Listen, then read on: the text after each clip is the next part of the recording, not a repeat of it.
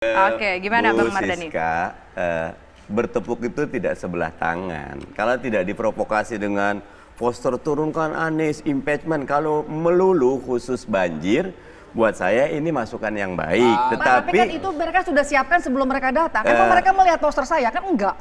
Saya masih ke Bu Siska, yang situ belum ya. Iya. Ya, jadi catatannya di sana terprovokasi karena ada aksi yang bawa poster kayak gitu. Makanya ke depan biar ruang publik kita sehat, posternya diganti dengan poster yang lebih ramah. Ceramahnya lebih ke ceramah bahwa mana karyanya, mana gagasannya. Anies kurangnya apa? Ferdinand tadi bilang untuk macet. Nah itu diperbanyak gagasan dan usulannya.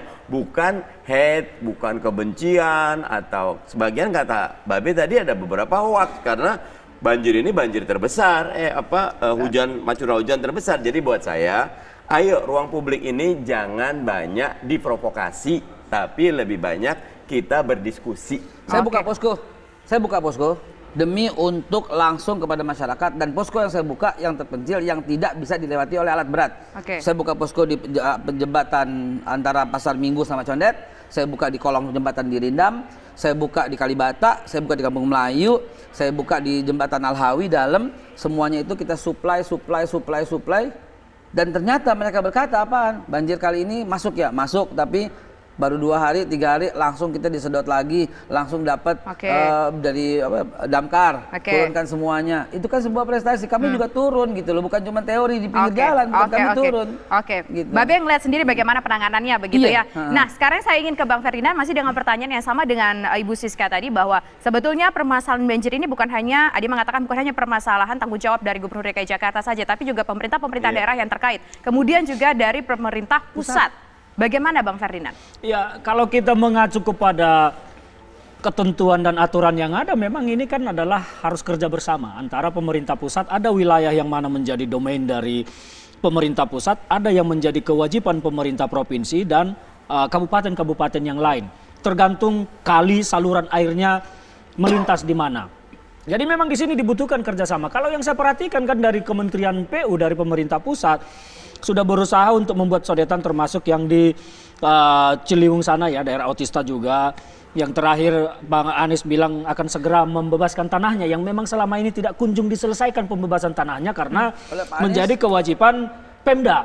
Pemerintah pusat nanti yang akan kemudian meneruskan sodetannya supaya air yang di sana itu bisa langsung mengalir ke banjir kanal yang telah disiapkan lebih lama. Jadi kalau bicara tentang sinergi dan kerjasama, itu betul memang menjadi kewajiban bersama pemerintah pusat dan pemerintah daerah. Tetapi kalau saya melihat ya, kalau kemarin Pak Basuki bilang, ayo mau normalisasi, mau naturalisasi, yang penting kerja. Nah Anies malah bilang, saya siap debat. Nah ini yang tidak elok sebagai gubernur.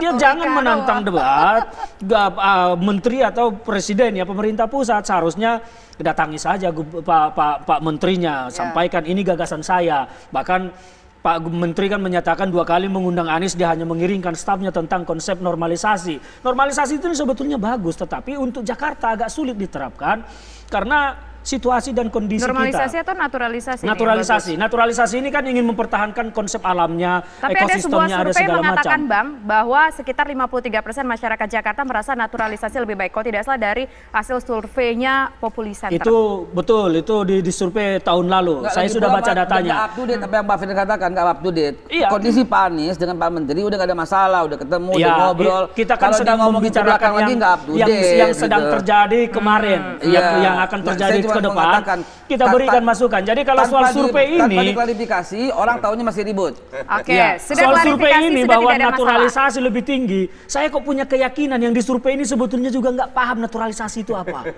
nggak ngerti. Tapi karena dia pendukungnya Pak Anies yang memenangkan Pak Anies gubernur, dia ikut-ikutan Pak Anies naturalisasi. Presiden Pak Jokowi, Pak Jokowi mengatakan normalisasi yang tertinggi. Normalisasi dilanjutkan, naturalisasi dilanjutkan. Itu statement Pak Jokowi. Yang manapun jalan. Kita yang saya maksud aja, adalah penerapan normalisasi ini untuk saluran air dari Jakarta ke laut agak sulit dilakukan. Karena apa? Naturalisasi ini kan mempertahankan ekosistem alam yang ada segala macam. Ada pohonnya, ada kodoknya, ada belutnya, ada macam-macamnya lah, termasuk ikan sepatnya di situ, termasuk ikan gabusnya biar bisa dipucung. Oke. Nah itu. Tetapi untuk Jakarta ini agak sulit karena posisi tanah darat dataran Jakarta ini sudah di bawah. Jakarta Kita butuh Utara jalur yang air Pak yang Ferdinand normal, katakan. yang cepat ke laut langsung dipompa supaya tidak tergenang di Pak, Jakarta. yang Bapak katakan Kita sebagian jawab Jakarta nanti, Pusat dan Babe. Utara. Kita jawab nanti, Babe dan juga Bang Mardhani. Kita jeda dulu sejenak, pemirsa. Kami kembali sesaat lagi.